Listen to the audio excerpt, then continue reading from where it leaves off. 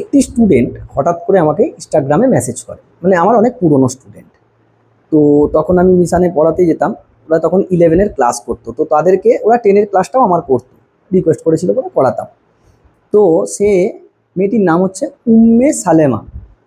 তো মেয়েটি আমাকে মেসেজ করে বলে, মানে মেসেজটা দেখেই আমার এত আনন্দ হয়েছে যে স্যার কেমন আছেন, তোর কলেজের পোয়েম কম্পিটিশানের জন্য ও ইনস্টাগ্রামটা ওকে ওপেন করতে হয়েছে, তো সেখানে ফলোয়িং অপশানে আমাকে দেখাচ্ছিল, ও ফলো করে মেসেজ করেছে আমাকে যে স্যার আমি ডাক্তার হয়ে গেছি, আপনার কথাগুলো এখনও মনে পড়ে যে আপনি যখন বলতেন যে প্রতিদিন ডাক্তার হতে চাইলে অ্যাপ্রন পরে রাত্রিবেলা আয়নার সামনে দাঁড়াবি এবং তবে তো ড্রিমিং তৈরি হবে, আর তার জন্যই তুই লড়াই করবি, একদিন পারবি।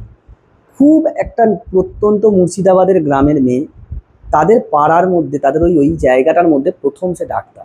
এত আনন্দ আমার চিন্তা করতে পারবে না যে সে ডাক্তার হয়েছে। সে বলছে যে স্যার আপনাদের অবদান অনেক আছে। কিচ্ছু আমাদের অবদান নেই, ও নিজে পরিশ্রম করেছে, নিজে পেয়েছে নিজের কোয়ালিটি। যে স্যার প্রথম দিন যখন আমি অ্যাপ্রনটা পড়েছি, মানে ডাক্তারের হয়ে অ্যাপ্রনটা যেদিন পড়েছি, তো সেদিন স্যার আপনার কথা মনে পড়ছিল যে স্যার আপনি যে বলতেন সঠিক কথা। তো সেই মেয়েটি এখন 665 পেয়ে কল্যাণীতে পড়ে, হ্যাঁ ফার্স্ট ইয়ার মনে হয় পড়ে, 2024 পেয়েছে, খুব ভালো মেয়ে।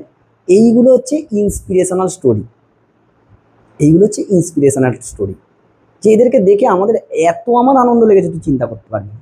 তোদেরকে আমি ভিডিওতে দেখিয়ে দেবো, মানে মেসেজগুলো আমি স্ক্রিনশট দেখিয়ে দেবো। তো তোরাও ভালো করে এরকম পড়াশোনা কর, যখন তোরা বলিস না এত আনন্দ লাগে যে স্যার আমি আজকে এই জায়গায় পৌঁছেছি, আজকে আমি এই জায়গায় পৌঁছেছি, দারুণ লাগে। ভালো করে পড়াশোনা কর, হ্যাঁ আমাদের তো আশীর্বাদ সব সময় আছে।